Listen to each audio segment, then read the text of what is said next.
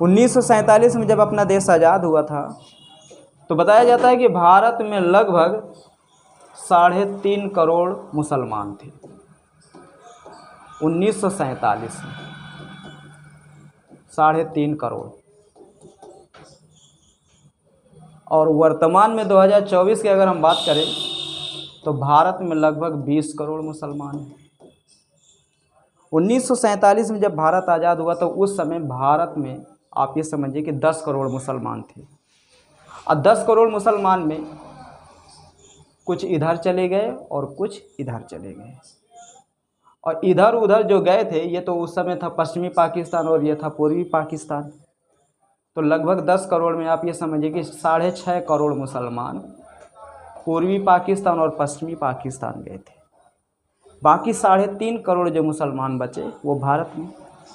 1947 से 2024 के बीच में आप समझ सकते हैं कि कितने % मुस्लिम आबादी बढ़ी होगी।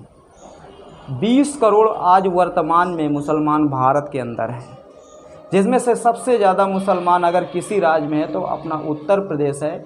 यहाँ पर सबसे ज़्यादा आपको मुसलमान मिलेगा। लगभग बताया जाता है कि लगभग 3.25 करोड़ मुसलमान उत्तर प्रदेश में अकेले हैं। दूसरे नंबर पर सबसे ज़्यादा मुसलमान वेस्ट बंगाल पश्चिम बंगाल में है।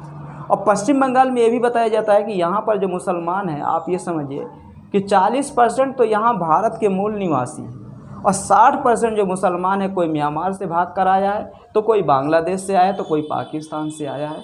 तो आप ये कह सकते हैं कि बांग्लादेश ये पश्चिम बंगाल में जो भी मुसलमान है वो शरणार्थी ज़्यादा है। 1971 में जब भारत और पाकिस्तान का युद्ध हुआ था तो बांग्लादेश के बहुत सारे मुसलमान भारत की ओर इंटर किए थे और यहीं पर बस गए। और ये NRC और CA वाला जो मामला चल रहा है, अगर ये सही सलामत लागू हो जाएगा तो यहाँ पर जो मुसलमान हैं उनको अपने देश जाना पड़ेगा। ऐसा नहीं कि नहीं जाना पड़ेगा, जाना पड़ेगा। तीसरे नंबर पर सबसे ज़्यादा भारत में अगर किसी राज्य में मुसलमान हैं तो वो है असम।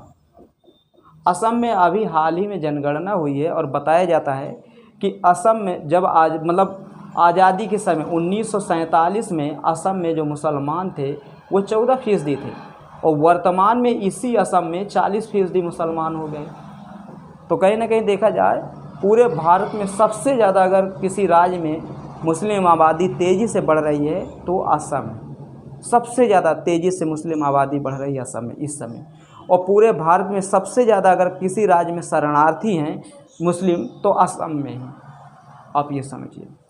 और उसके बाद बिहार का नंबर आता है और फिर महाराष्ट्र का नंबर आता है। इन राज्यों में मुसलमानों की संख्या ज़्यादा है। बाकी विशेष जो जितने राज्य हैं उनमें मुसलमानों की संख्या कम है।